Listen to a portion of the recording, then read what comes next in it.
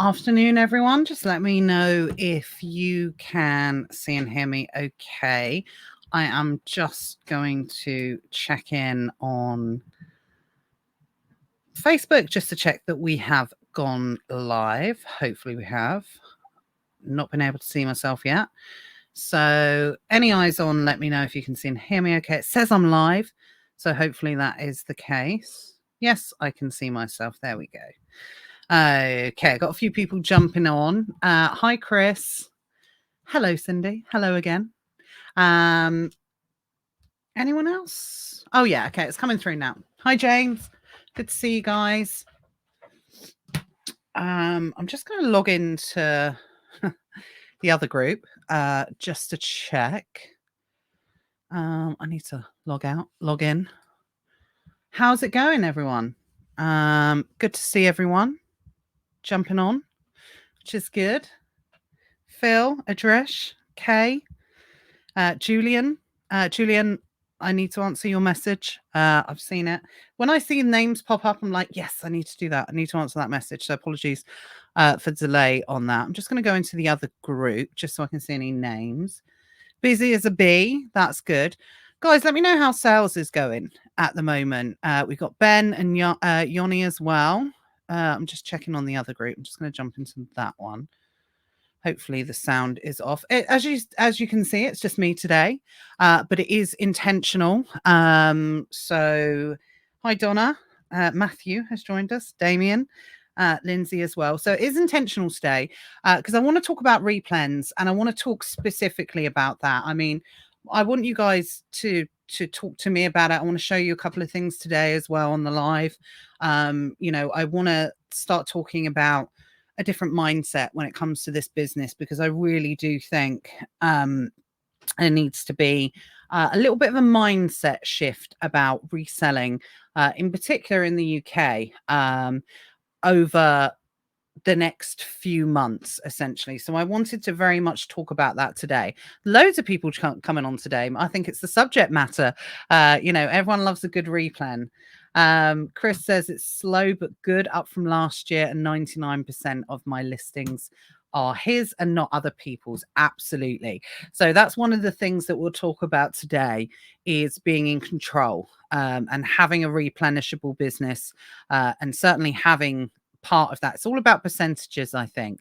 So what I mean by that is when you do this type of business, a certain percentage of the business should be replenishable, and then a certain percentage of your replenishable business you should be in control of.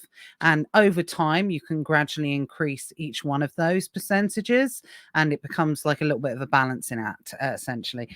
Sorry, I've got my window open for some reason, which I know is a bit crazy because obviously it is blowing a hoolie out there and it's wet and cold and, cold I like, but it is raining. So if you can hear the door rebounding, that's why. It's not, there's not a ghost in the house. I haven't got like a beyond the buy box poltergeist or anything like that. It is the window that's doing it. I'm one of those weirdos.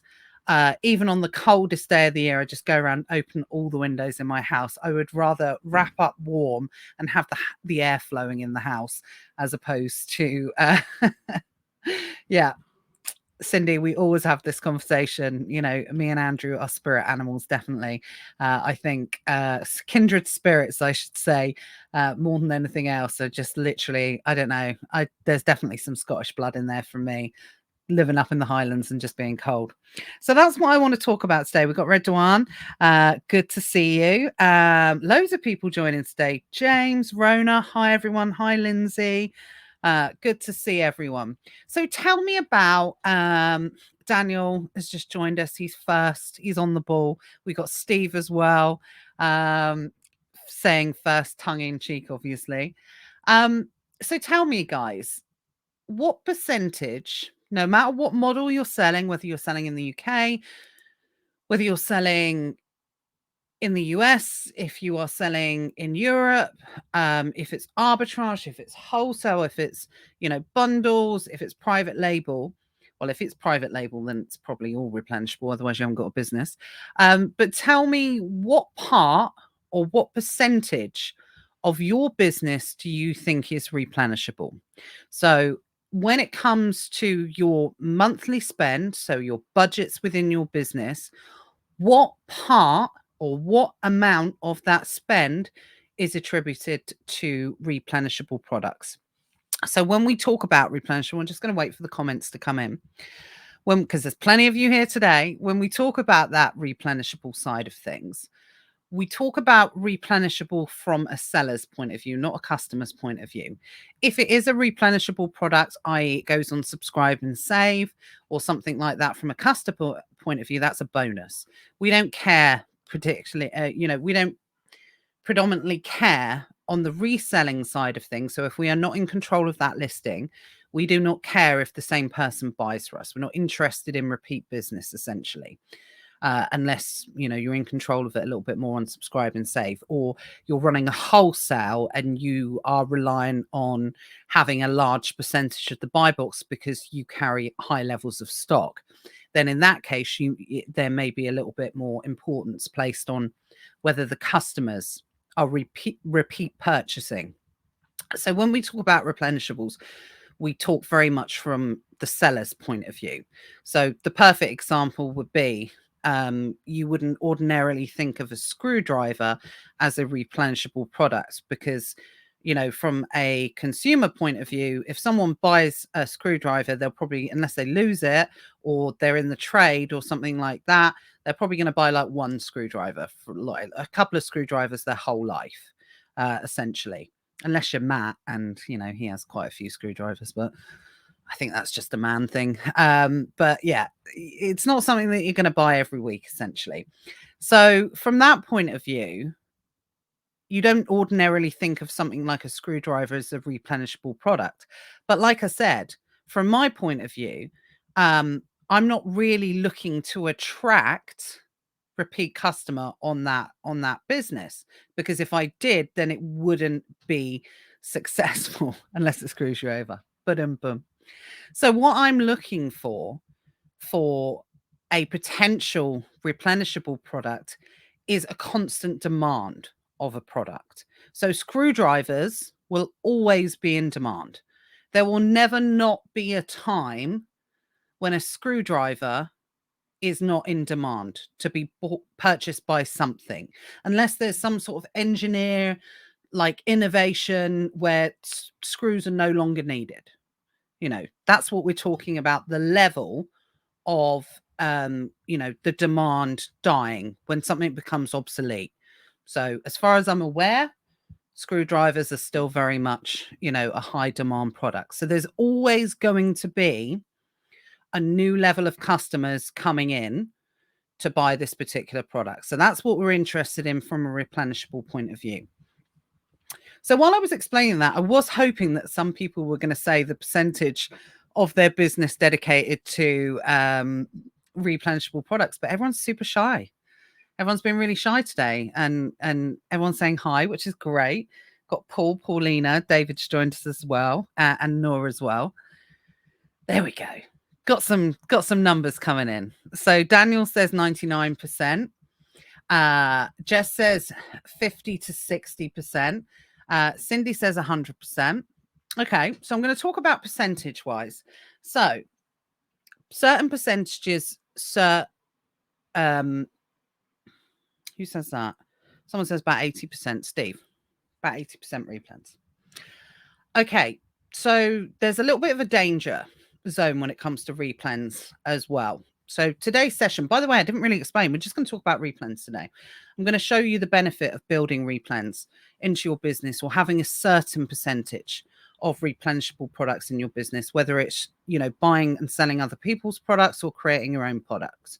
Whether it's selling in the UK, selling in the US, selling in Europe, this works on every level in every geographical market, but it's about the numbers. It's about the numbers, getting it right.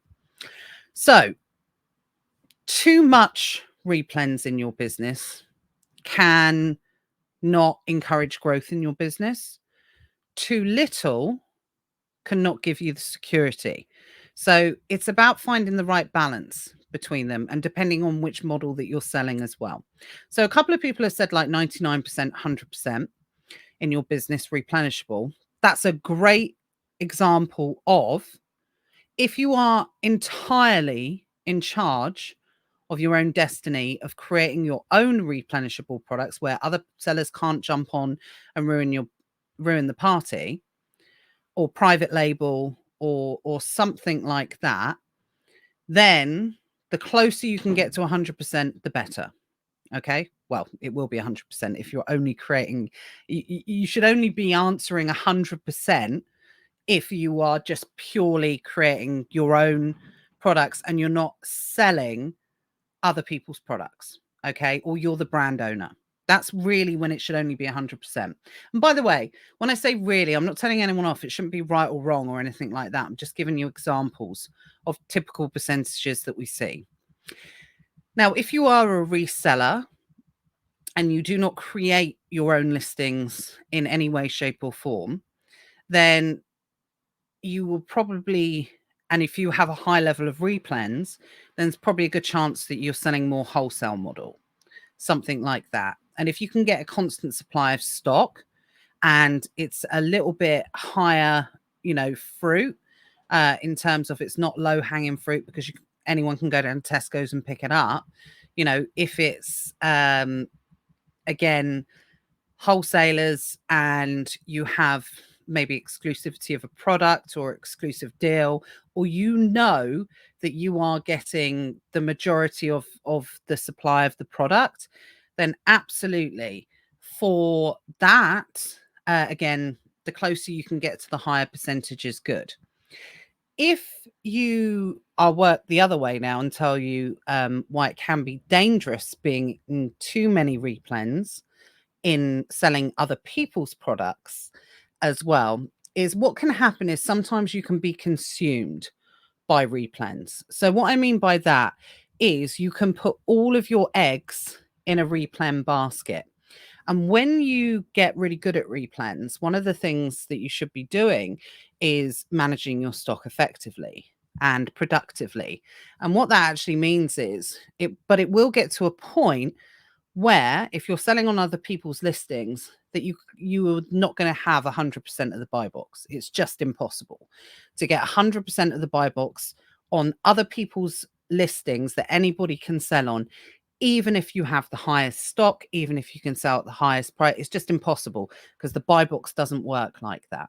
But there will come a maximum point where it comes down to cash flow versus stock management versus what you can actually sell, where you will hit your upper limit on how much you test the upper limit of, say, for instance, it sells 300 units a month, and you can get that, you can sell it at that price or whatever, but it may be that the maximum that you're ever going to get on that buy box is 80% or 60% or something like that.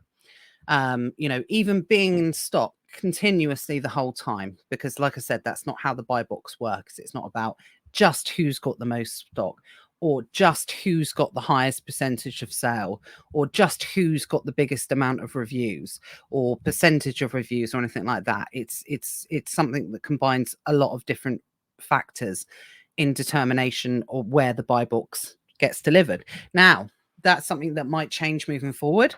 Given the announcement that Amazon made last week, we might start seeing a more even distribution of the buy box, given the competition authority announcement that they talked about last week between, prime and non-prime and all these different types of things. So this is something moving forward that might change. So that's something to be aware of as well anyway.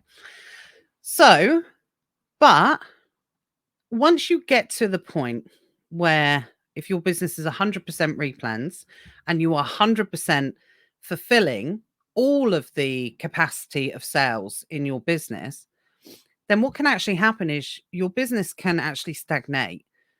Where you've not got a certain amount of new SKUs coming into the business, what tends to happen is replens have a life cycle. Now, no replen will last forever. Sometimes they come back off and come back on as well. So no replen has a life cycle. Every replen has a life cycle. So what tends to happen is that 100% within your business, is something that can change. So it can retract. If you focus on that and you're not putting new in, if you have replens that are dropping out of your business and you're not either replacing them or increasing on them, you're either always going to stay the same, or what could happen is your business could actually retract. So it could actually decrease, where you're not replacing ones that are dropping off. So they're falling out the back end essentially. So it's being aware of this type of business and getting the percentage right on replenishables, and always being in a position where you can take into account the of what you're already doing versus your output, as in what needs to be coming in, depending on what type of selling model that you're doing, and balancing it all and staying in stock at the same time. Simple, right, guys? Sounds really simple to be able to do that. But I do think people overcomplicate it. So, what I mean by that is the examples that I've used then is people, I believe, and I do think I've got quite a good authority on this because of the amount of people I speak to, the amount of people I work with, our own businesses, you know, networking and conversations. When people really struggle to grow their business, one of the things that we will always look at is, are they putting too much emphasis in one area? Are they growing? Have they not got that balance right within their business? Because especially if you're running a replen business, it is dangerous just to replen and nothing else. You always have to be getting new blood. You always, now, of course, it goes without saying, as you are building a replenishable business, the percentage of new blood, i.e., stuff that's coming in, will be higher than your replens. And over time, that scale will balance. But what you always want to do is make sure that there's always new coming in, and the new outweighs what is falling out the back end. Okay. Now, it will get to a point where, say, for instance, you've got a 20% drop off rate and your business scales to a point that you're happy with. Well, then all you have to make sure is you're doing 20% new is coming in versus what's going out the other end. Essentially, it's about maintaining that. That's fine. You can absolutely do that. But if you're not bringing new in, then what will happen is that 20% will negatively compound. So we talk about compounding, the compounding effect, but it works the other way as well. Has anyone ever been in a position with their business when all of a sudden you get to a point where you grow, then you stay the same, but then no matter what you seem to do in your business, it kind of goes down the other way? That's what we call negative compounding. So it works the other way when when the balance isn't right and new stuff is not being replaced by the stuff that doesn't work anymore. So we often see that when things change on Amazon and, sales tactics change, or we see a algorithmic change or something like that. So yeah, Richard said, I've seen this last year. So that's quite common, by the way, after the COVID period, and having really what is one of the first full years back of selling on Amazon. If you've not changed much within your business and carried on the same, this is where most people have seen a retraction in their business, doing things exactly the same. And that's probably one of the biggest trends that I've seen over the last 12 months is people's businesses retracting, because they haven't got the balance right. And when I say right, I don't mean right or wrong. I mean right for them and the model they're selling, because I really do believe it's about getting those percentages right. Like I said, 100% is good if you're in control of it all. It's not good if you're not, because the rug can get pulled out from you. So it's about getting those percentages right. Does that make sense so far? Guys, I'm going to come back and look at the comments in a moment. It's just me, so I need to grab a drink. Otherwise, I'm amazed after everything. All of the coaching I'm doing at the moment, the event that we did last week, the lives, everything like that. How I've not lost my voice, I have no idea. Phil says, bit off topic, but what's your thoughts on the new CMA ruling? I don't know yet, Phil, to be perfectly honest, because I've fallen victim previously of, I think I said this to you in the Hive anyway as well. So my thoughts haven't really changed on it. I've fallen victim into panicking about these sort of things. And then actually, when they're implemented, seeing what effect that has on the business. And then when it's actually been implemented, nothing's really changed. Or there's quite an easy workaround, or it's actually produced an unexpected benefit. You know, we've had that happen before. So we've actually been scared of the change, but actually when it's gone in, it's produced like an unexpected benefit. So with this one in particular, I'm going to learn from my previous mistakes, or learn from experience, not mistakes, learn from experience, that I'm going to wait and see what happens. I think there are lots of different potential outcomes that it could be. I've seen people talking, okay, well, this is only good for merchant fulfilled sellers. Is it only good for this? Or prime means nothing? All of these different types of things. But I think sometimes we underestimate the buyers as well. So like Matt, I'm not an Amazon shopper. To be perfectly honest, I'm not an Amazon shopper. I don't really shop on Amazon. It's too expensive for me. But Matt is a big Amazon shopper. We have Amazon every single day that arrives. But Matt only shops from a Prime point of view. So whenever he goes onto Amazon, he's permanently got the Prime button sent. So for all the people saying, okay, well, this is only going to benefit the merchant fulfilled sellers. And yes, I do get that argument, but don't underestimate the amount of people that hit that Prime only option, which means they won't even be shown the merchant fulfilled offers. So I don't know how it's going to work. But I do know Amazon. One of the things I've historically seen over the years is even when Amazon is forced to do something, there's either a workaround because it's not like illegal or anything like that. Like HFSS, we all panicked about that. And yes, it did have an impact for a certain period of time. But many sellers found a way around it. No comments, on that. I'm not going to go into that, but many sellers did that because Amazon there's no consequences from Amazon as it stands for using that workaround, essentially. So again, there might be something like that comes into effect, that there's no consequences for whatever the workaround could be.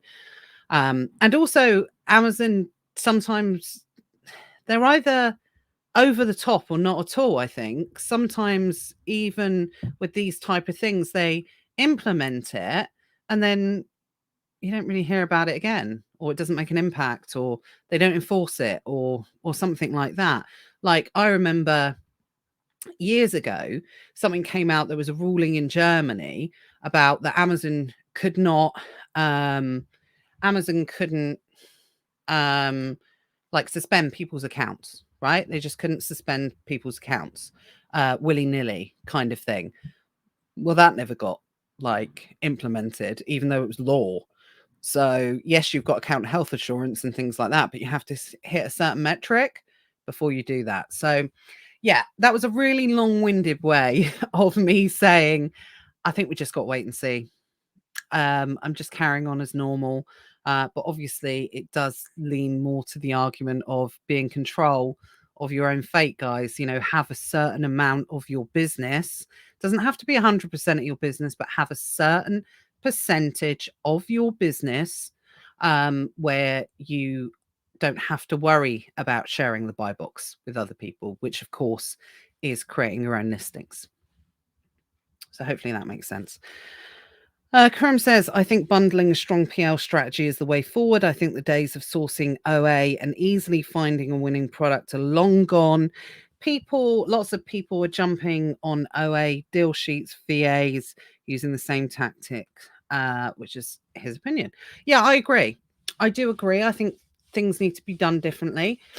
It's what's that saying? And I can't remember if it was JP Morgan or Carnegie or someone said it, that good times create no, weak or bad times create strong men. Strong men create good times create weak men, whatever it is.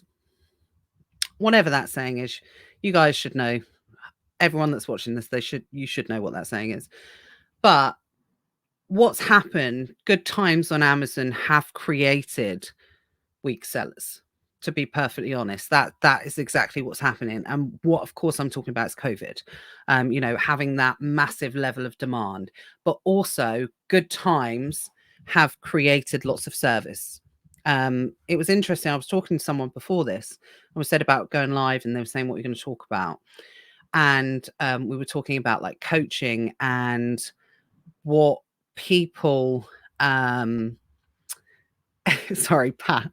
It's so funny. Cindy will tell us, and yet she came in straight away with it and tell us what it was. My coaching's changed a lot when I work with people. When I first started coaching, it was coaching people on how to source, finding winning products, doing this, doing that. Well, now, and this very much revolves around the post that I wrote this week about, the skill in running an Amazon business, I believe, is no longer in the sourcing. I believe it's in the selling now, more so than it was before, because there are so many easy sourcing options. Essentially, I could come in at any point. I can get a VA. I don't even need to learn this business to be able to source now. It can, it's just so easy to be able to do it. All the strategies are known. I don't believe anyone's got any hidden strategies whatsoever. Every single strategy is known, and that can be accessed easily with money, if you're prepared to pay for it. And for anyone that's not prepared to pay for it, they're almost at a disadvantage, to be perfectly honest. The only difference is when there's literally, I suppose, like a good relationship or an exclusive deal or something like that. That would be the only exception to it. So that's what's happened at the moment. So in my opinion, and this is purely in my opinion,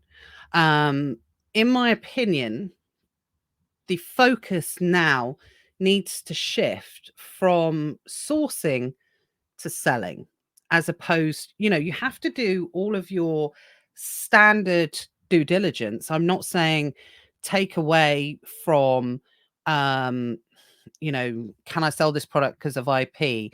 Can I sell this product? Is it going to be restricted? All of your standard due diligence. But think about it from this point of view. Okay. A few years ago, I used to put a lot of emphasis on the back end of sourcing and analysis of the data on how that product sold. And I used to base that on what had gone before. So the last 12 months of selling. But if you think about it, when that used to work and where there used to be so much emphasis on that is me assuming that I was going to get the lion's share of the sales. Whereas now, because there is so much accessible to a product that comes into deal, and I don't need to tell you this. So if anyone wants to disagree with me, go ahead. For every person that disagrees, I can show you a chart that proves this. But for every time you see that big, spike in sellers, is because all the VAs have shared it. All of the deals, it's gone onto a deal sheet. All of the reasons we know for saturation, because it's easy. So what is the point of looking into depth and how that product sells if moving forward, it's not going to sell in the same way? What's the point of looking stability of product over the last 3 months in sale price if that's going to be completely disrupted moving forward? There is no point, because most deals now, unless you have an advantage or you're the first person to discover it, this is why you need to look at your business and analyze how often, at what point saturation occurs. Do you generally get there first? Okay. Or are you that person that kind of ends up in the danger zone where it's starting to increase and you're right in the highest level of peak of new sellers that are coming on. So what is the point of doing all this? And, yeah, you got to know how to read you got to know how to read a keeper chart. Of course you do. But I don't see the point. I just need to know now that it sells. But I don't care about price stability because that's going to change moving forward. It's going to change. What I'm saying is we're basing our selling decisions on stuff that hasn't happened yet. So this is why, for me, the shift needs to occur, mindset shift, from moving away to in-depth level of analysis on sourcing and moving more of our focus and attention on actually selling the product or not selling the product, as it would be in your selling strategy as opposed to your sourcing strategy. Does that make sense? Hopefully I've said that in the right way. So it's Michael Hoff, post-apocalyptic novel, apparently. Those who remain. Hard times create strong men create good times create weak men, and weak men create hard times. So there we go. That's exactly the process of what I was talking about. And that's what we're in at the moment. So we're in this section. You can't see my mouse, but we're very much in the good times create weak men. We're heading out of that and we're going into the weak men create hard times. That's the period that we're going into now. So this is when the mindset shift needs to occur in how you look at this business, and being flexible and adaptable and making sure that you've got your percentages. You make sure you got your balance right in your business. And I believe for selling on Amazon 2024, moving forward for the next couple of years, you have to have a certain level of replenishable in your business, whether it's through selling other people product or whether it's creating your own or a combination of both. You must have that element within your business. Because if you are constantly just relying on new deals within your business, you're always playing catch up for the very reasons that I've just said. You're always behind the curve purely because those deals are so accessible unless you've got an edge, unless you're that person that's prepared to go out and do RA, unless you're that person that is prepared to form a relationship with someone to have a level of exclusivity. So hopefully that makes sense. Yeah, newer listings can definitely do better than older listings. We know that as part of what we create as well, in terms of what Amazon wants us to do. So I really do find, I think moving forward, that if you want to be successful in this business, regardless of however long you've been selling. So, I know people are scared of change and I know people don't want to do things and they don't want to move with the times. But what you've got to take into account is this is a fluid system. I said this earlier. I've said it a number of times. I said it in our in-person meetup last week. This is not a stagnant model. Okay. There is more similarities in this selling model on Amazon, regardless of whatever you're doing, with the exception of traditional private label. There are more similarities to stock trading, i.e. buying and selling of stocks, day trading, to this business than there is selling on eBay or running a standard e-commerce business. When you think about it, nothing is static with with the exception, I would say, of like that traditional private label. But even so, nothing is static. Cost of goods changes, cost of delivery changes, things go up. Well, I was going to say things come down, but at the moment it's mainly just going up. But we take into account all of those different things. So Richard says, I want to get out of OA ASP or at least drop it to 20%. But again, I'm not picking on you, Richard. I don't want you to think that's the case. But OA is still a very viable model if run in a certain way. Okay. And run complementing those other parts of the business as well. So again, it's about percentages. So I really do believe that there is still very much legs in OA. Absolutely. But run in a different way, not focusing on the sourcing element of it, but focusing on the back end of the selling element of it. So that's absolutely. Yeah. If you don't like it, you don't like it. It's as simple as that. But I do believe that there is a way that you can still run it just with a slightly different mindset approach to it. But yeah, if you don't want to do it, you don't want to do it. It's as simple as that. And again, I was having this conversation with someone earlier. All of us do this business because or I hope all of us do this business because there's an element of what we want to do versus what we don't want to do. Otherwise, if we're just doing everything we don't want to do, we may as well just have a job and have the security of working for someone else. So there is definitely an element of that, but always have a balance. I think that's important, to always have a balance within your business. Simon says people have to be able to create listings going forward. I agree, knowing how to do it in the right way. Simon says people underestimate how many new sellers are still joining yearly and big sellers disappearing. Absolutely. I completely agree. I couldn't agree more.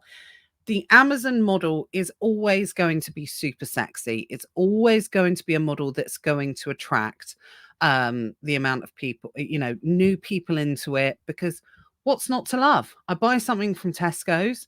If you follow the TikTokers, I buy something from Tesco's. There's £6 profit in it, which we all know that they're just doing it on the Amazon seller app. They're not taking into account VAT on fees, prep costs, all these different types of things. They're coming in, buy it from Tesco for £6. I sell it for 12 quid. And there's £5 profit in that. All I need to do is sell 500 of those every single month. And yeah, where's my Lambo? We know it doesn't work like that. You find that out very, very quickly as soon as you come into selling. It doesn't work like that, unfortunately. So it will always be massively attractive to people whilst the arbitrage model is always allowed on Amazon, which I see no reason why it won't be. But big sellers are disappearing. They are. But I do stand by it's adapt or die time. And this is what I mean. Coming back to that phrase, good times create whatever it is. I've lost it now. But this is what we're in at the moment. We're in the weak men create hard times. We're in between. Good times create weak men and weak men create hard times. And what will happen is, if you are that person that can survive now, if you can adopt what we're talking about now into your business, adapt, be flexible, be fluid, then you will come back out of it and be in those strong times again. And your business will become resilient, and you will become resilient as a business owner. And then you'll be around forever. If you notice, the sellers that are always around are always there's a very small percentage of people that are always around, that never go, because they are the people that understand that. I know that what worked 2 years ago doesn't work now, and what worked now may not work in 2 years. So it's more a case of having that ability to be able to adapt more than anything else, which sounds super simple, but believe me, it's a lot harder to do than you think, essentially. So I do believe that I think there's about 4 or 5 things that people need to be doing in their business. And if they're not prepared to do them, or a certain level of that, then they're going to really struggle over the next 12 months. But again, I want to bring it back to Replens and talk about that. And I want to talk about some of the reason why having replenishable side of your business is so, so strong. So again, we don't talk about it from a customer point of view. We talk about it from a seller point of view. Richard says, where's my Lambo? Love it. Yeah, absolutely. I was promised my Lambo. Where is it? That's what people, sort of like get led into believing with this model. But what I love about Replens, and why having an important part of this, having a part of this in your business is so important, is you get to predict where your business can go. There's a certain percentage that you will be able to forecast within your business. OA is really hard to forecast, and that's why people find it really hard to scale, because most businesses, in order for them to scale over the years, you need a plan. You need not only targets, but you need to be able to forecast what is coming in versus what is going out, essentially. And that's really hard to do that on OA, because how can you forecast on something you don't know whether it's going to happen? So what I mean by that, if you're purely in reselling, if you're purely in reselling, then how do I forecast on something? Well, I don't know if there's going to be deals. Now, there is always deals. Of course there is. But we go through lean times and we go through profitable times when there's more deals than there's not. So there's an inconsistency to it. And it's very hard to build a forecast on inconsistent data. So when you have replenishables in your business and you have the same products that are selling over and over again for yourself, or a certain percentage of that business, it builds a foundation in your business, or it gives you a certain percentage or a certain part of your business that you can build upon. So what I mean by that is, if I have X amount of units that are being sold through replenishable, well, if I increase that, that means that my business will increase. That's what it comes down to. Whereas on the reselling side of things, yes, if I have X amount of units that are reselling, X amount of units that I'm selling, well, I have to start again from zero from every single month, because I can't go back to the same source. So again, one of the big benefits of replenishables is you do the work once and then you build on it. And that's what smart people do. You do the work once. Whereas if you're doing it from an OA point of view, you're doing exactly the same level of work. Okay. Every single month, over and over again. And that's how burnout occurs, because there's no opportunity to take your foot off the gas. You take your foot off your gas, your business goes down. Whereas with replens, you have a foundation. Works the opposite as well. Without replens within your business, if you're doing the same amount of work every single month, repeat, rinse and repeat, rinse and repeat, rinse and repeat, and that's great during good times. But if the deals aren't there, you're going to suffer a loss. If you get ill, you're going to suffer a loss. All of these different types of things. The biggest danger is there's no scale in that, because most people build on what they're already doing. So what I mean by that is, from an OA point of view, if I want to increase, I've got to increase my workload as well. So if I'm rolling at 100% in my business for X amount of SKUs, well, I still need to do that again every single month and then increase it again. Whereas if I've built a foundation in my business and the balance is tipped and I don't need to be finding as many, if I want to increase my business, then there's just an increase of business, but I don't need to increase what I'm already doing, if that makes sense, because that's automatically being done, because you go into every single month with sales already under the belt, because you've already done that work. So you can focus on the growth in your business. Whereas when you run a solid reseller business, you're just focusing on the sales, just constantly. You're only as good as your last week, whereas you're building the foundation in the business. So it works from 2 points in that point of view. Now, lots of opportunities come out of replens as well. So that's one of the best models to be able to look at. So I always encourage people to start on an OA basis and then use the data they get to be able to identify the replens in their business that are straight replens that I can buy from a wholesaler, I can buy from this, and buy for that. Then we can use that data to then create our own opportunities as well, which is super important. Again, do the work once. So I can't emphasize this enough. So one of the things that is do you know, I feel like I'm saying this every week at the moment, but it honestly changed the way I thought about everything. This was what I learned from the ClickFunnels guy, Russell Branson, whatever. I read his book, and they often say this: you find one thing that just kind of sticks with you, and this is what stuck with me.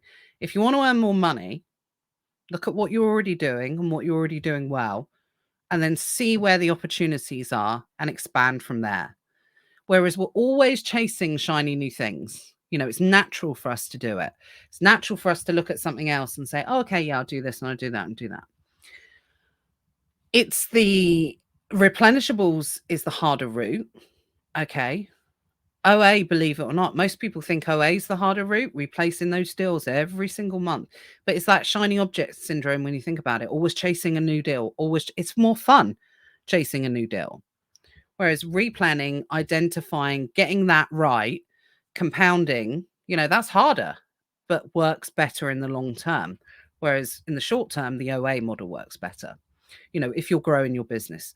So start your business, grow OA, identify the replens in your business.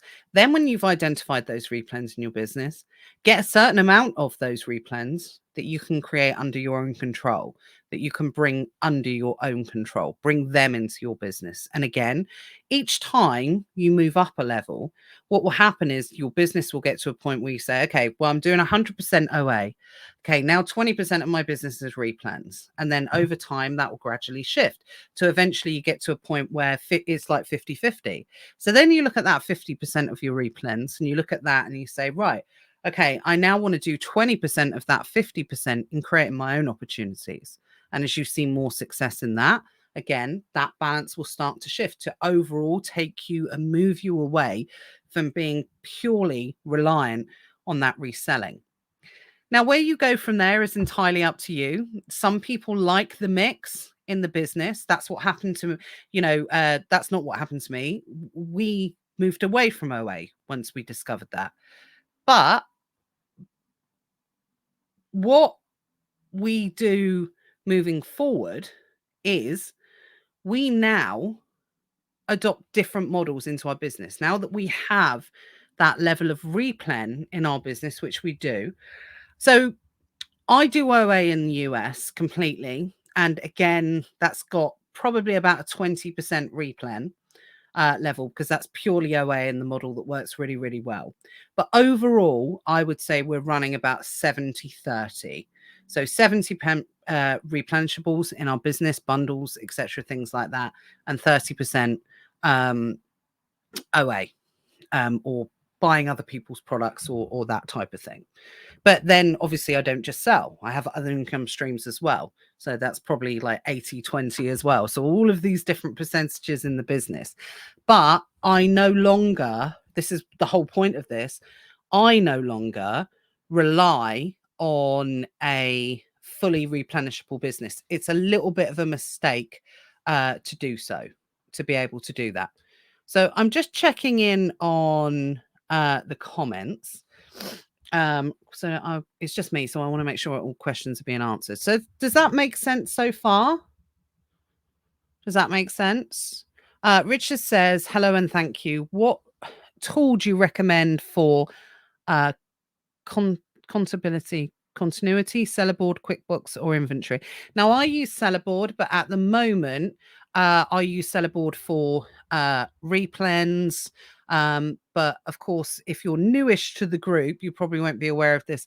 We are actually building a replen inventory management tool at the moment from software. So if you're part of the Hive, you will know that Stocked is currently being developed. So at the moment we use Sellerboard, but we are moving more into our own development. I think Sellerboard is really good for replens because you can filter all of your sales. You can filter it all depending on the amount of units you sell versus the revenue. I think, and it gives the data in the easiest way possible to be able to identify the replenishables in your business. So for me, if I looked at any other paid software, it would be Sellerboard for replenish. I think that's the best one, personally. Donna says private label. It depends. It depends if you want to go traditional private label. I wouldn't, if private label, if that's what you want to go in, you know, the business, then I still think some of the best information is on things like Helium 10. You know, if you sign up and you get the software, then they've got a private label course that's included in that. And nothing really changes in that respect or over of like buying the products, identifying the products, sourcing, manufacture, which is all covered in that information. The only thing that really changes over time, which is where you need to make sure the information you're getting is up to date, is on the launching of the product. So, you know, how you launch those products, paid advertising, what to do, what not to do. But I don't think you can go far wrong by watching, what is it, Freedom course or something like that in Helium 10. If you want the link for Helium 10, let me know. I've got a good discount code. But you kind of, if you want to do private label, you need the Helium 10 software anyway. So the that's what I mean. I wouldn't pay for a private label course. And again, YouTube, yes, that type of thing, but you've just got to be really careful in terms of who you listen to and knowing how up to date the information is as well. So like if someone's posting some information about like paid advertising and you can see the video's 18 months old, there's a good chance it's out of date. Certain things don't go out of date, certain things don't change, but strategies do. So that's the most important thing. So yes, I can give you a link if you want to sign up for Helium 10 and you get like a discount code and everything. But yeah, Kurum, I agree. Always having that adaptability and mindset is what you need to keep, and it will keep your head and shoulders above everything else. I think that's it. I think that's the key, really, and not overcomplicating it and just doing, you know, consistent actions in everything we do. We spoke about this last week at the in-person training that we had a week ago last Monday. God, has it been a week already? That time has flown. We spoke about, we love as humans to overcomplicate shit. We really do, to be perfectly honest. We love to look at something and say, right, okay, well, I need to do this and I need to do that and I need to do that. Well, actually, sometimes going and getting to the A to Z, you don't need to hit B, C, D, F, G all along the way. Sometimes you can just go from A to Z, and not overcomplicate the journey and have too many, you know, different moving parts along the way. So for me, I think it's having that level. I think the three things that you need to succeed on Amazon in 2024 moving forward is be prepared to be flexible, have that adaptable mindset, definitely. Build a replenishable part to your business and implement it on a consistent basis and constantly always be adding, but you can do that on a consistent basis. So continuity, having that replenishable and having the ability to adapt and change things as well. Because if you go all in on something and then something changes and it cuts you off, then it's such a big wrench to go the different, you know, go a different way. We've seen so many, thanks, Chris, also joined the Hive. We see so many different, we've seen so many big sellers leave the market over the last couple of years because they've just gone all in on one strategy. And when it's stopped working, it's too much ag to change it all because they're just doing one thing and they put all of their eggs in one basket. And what happens when that stops working, which ultimately it will, you know, nothing is forever in this. The only thing that you can ever count on with this selling model is there will always be a demand to buy products at a certain price and sell them at a higher price. That's arbitrage. That's the only thing that you can ever really count on. And all indications lead us to believe that third-party sellers on Amazon are going to, that's a big part of what, they want to build on more moving forward. But, Amazon, what happens if Amazon kicks all third-party sellers off? We know it's not going to happen. But, this is what I mean. It's always about being adaptable. But yeah, sorry, that's what I was going on to say, Donna, actually. For me, bundles is a great way to learn that way of selling before going into private label. So the reason why I created the bundle system that I did was because at the time, a little bit like now, a lot of people are going through the process of like, OA doesn't work in the way that it used to. So I need to do something a little bit different. And this is a repeat cycle. We've already been through this once. This is like flares coming back into fashion, which incidentally they are at the moment.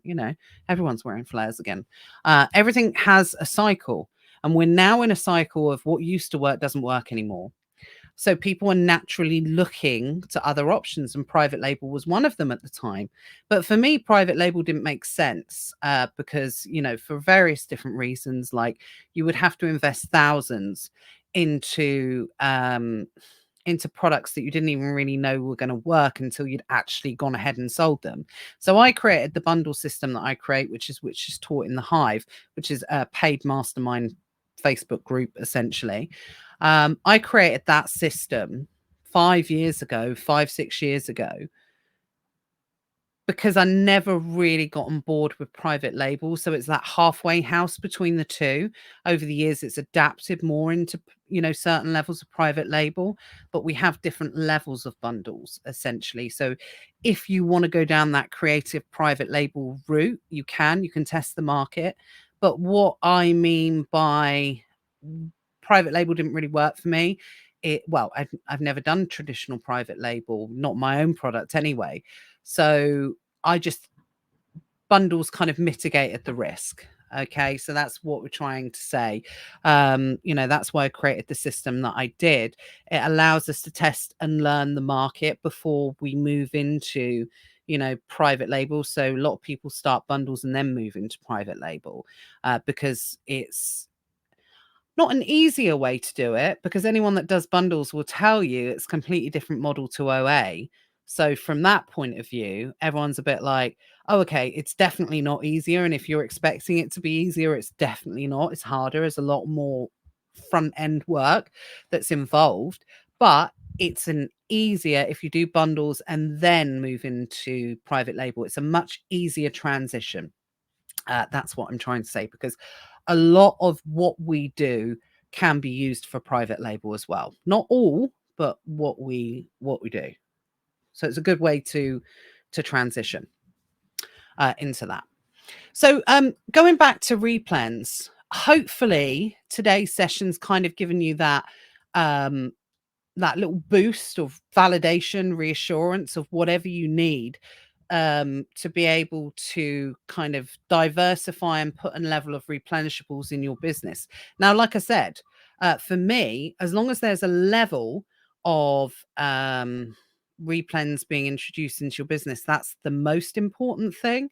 And then it's like opportunity. It's going down that rabbit hole. So we spoke about it earlier. Some of the benefits are, once you go into it, then you can create your own opportunities. And then when you create your own opportunities, what can happen is that can open the gateway for new suppliers, because every time, and we've all been in this position where you've just been standard reseller, when you have the opportunity to create your own opportunities on Amazon or for other people, it adds depth of knowledge to your arsenal of being an Amazon seller.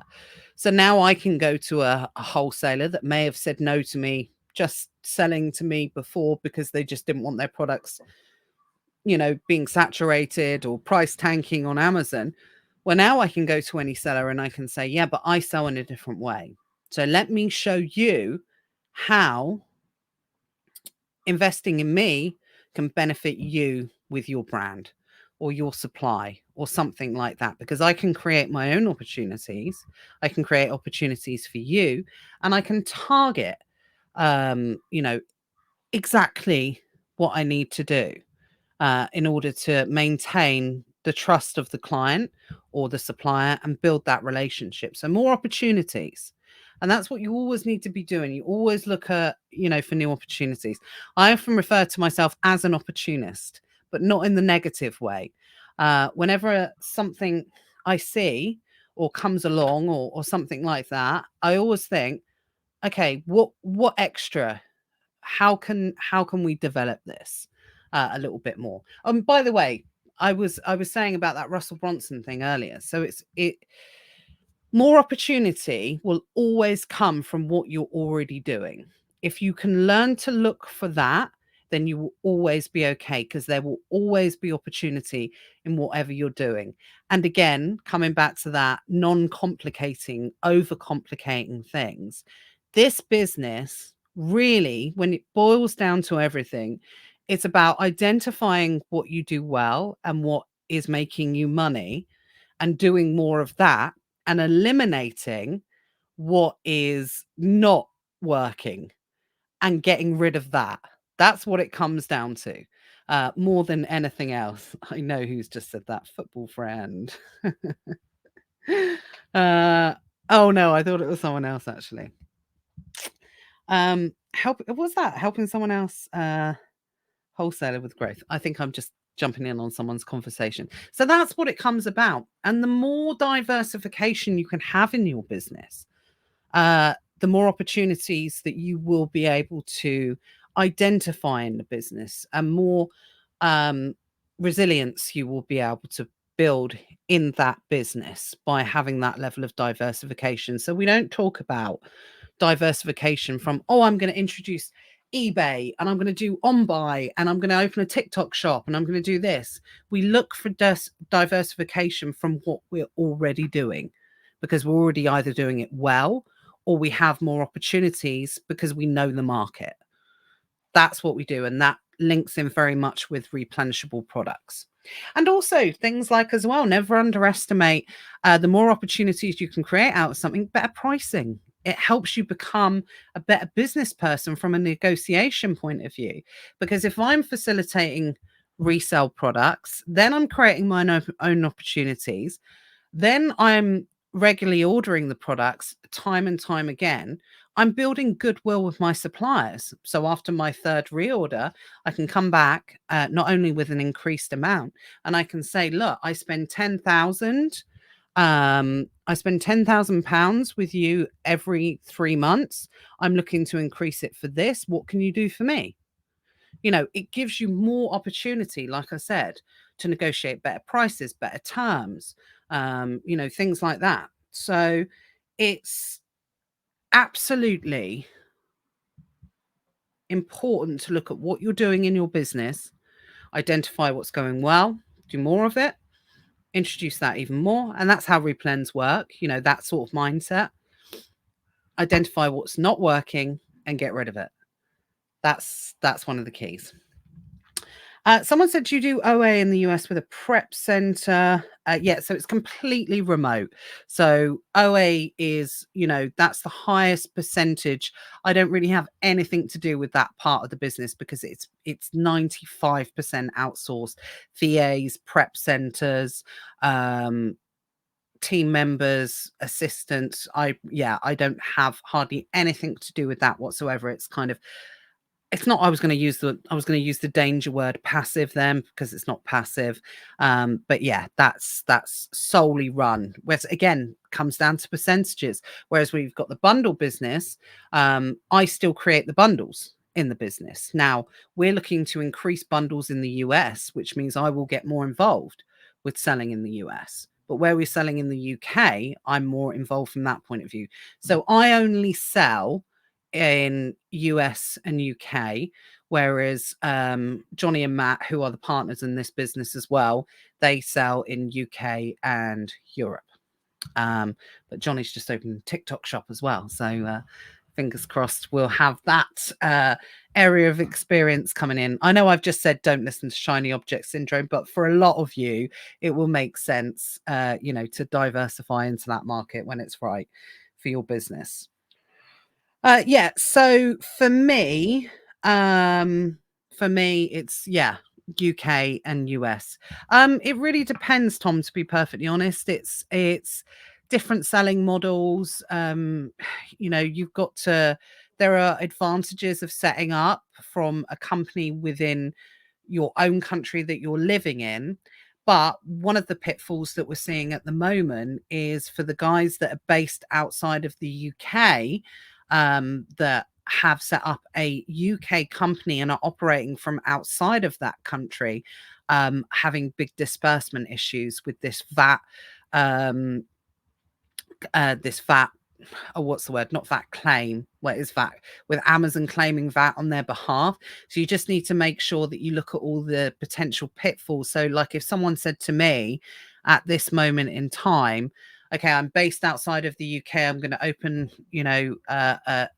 something in the country of origin and sell there, it's probably better if you're like in that country and selling in that country.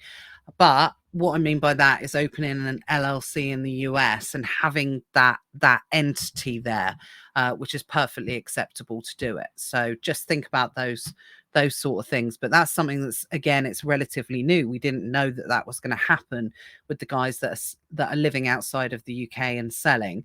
And you would think as well that it's something that Amazon have corrected moving forward. So probably wouldn't be an issue if you're a new seller now. It's more a case of if you have been selling and you are not resident in the UK, then just be aware this is an issue that may land on your doorstep at some point. I know that went off on a little bit of a tangent. So, and also finally, the last thing I wanted to say really is, with replenishables, going back to that strong men, weak men, hard times, good times, having a level of replenishables in your business really does make you resilient to market conditions and market changes. If you are always selling, a percentage of the products that are always going to be able to be sold, then you will always be okay in your business. So you're not relying on trends, you're relying on evergreen products, those screwdrivers. Like I said, thinking about replenishing those products that there will always be a demand for, no matter what happens in the world. Obviously, some things that happen in the world are more extreme than others, but you are more likely to weather economic sort of times when we go into periods of high inflation, because you will just be able to move in the market. If we go into a period of time where we see recession, those type of things, if you are selling products that always have a demand and you are always able to do it, then it gives you more security in your business, as opposed to being, always chasing the next deal. So that's the thing that I wanted to end on as well. So not only does it bring high level of profit in your business and all of the good stuff, but it also brings a level of security to your business and future proofing. I don't think anything is indefinitely future proofed, but future proofed until we find something else. And having that mindset of flexibility and adaptability, there will be something else. In 2 years' time, I'll be talking about something else. I'll still be talking about selling on Amazon, but we'll probably likely be talking about a new way that's been identified, or a way that we've had to adapt that we weren't expecting because of market, conditions, or Amazon's changed something or whatever. But it allows us and gives us, having that replan part of our business, the opportunity to do it. Right. So does that make sense, guys? I know a few of you are dropping off now, maybe lunch hours end. I didn't want to go too much. I can't believe that's been an hour and 10 minutes. I always think to myself, how am I going to fill an hour of talking, just me? And then I think, well, it is me. I can probably do this for like 8 hours or something. There's always something to talk about. But yeah, like I said, I wanted to do it in this format a little bit today because I wanted to talk specifically about the importance of building that element into your business. Don't be a busy fool. Do the work once, rinse and repeat that. Not the same job that you cannot build upon the foundation that you have laid. Do the work once, do it well, identify it, and then repeat that.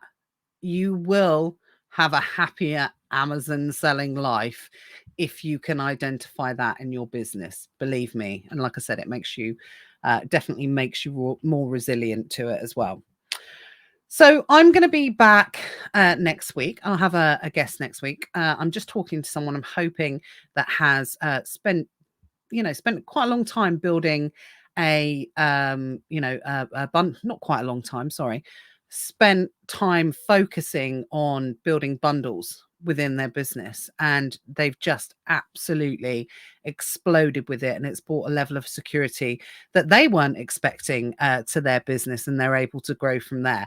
So I'm hoping that that person's going to come and join me next week, and we can talk to them about that. If not, it'll probably be myself and Matt anyway as well, keeping you update with everything that's going on with Amazon. Any questions, obviously, just as always, put them in the group, and if you need to tag one of us, please do so. If you want any information, I see that the lovely Cindy has already posted the link for the Hive. If you want to work towards building that replenishable part of your business, that is exactly what we focus on in the Hive. That is the information that we talk about tonight.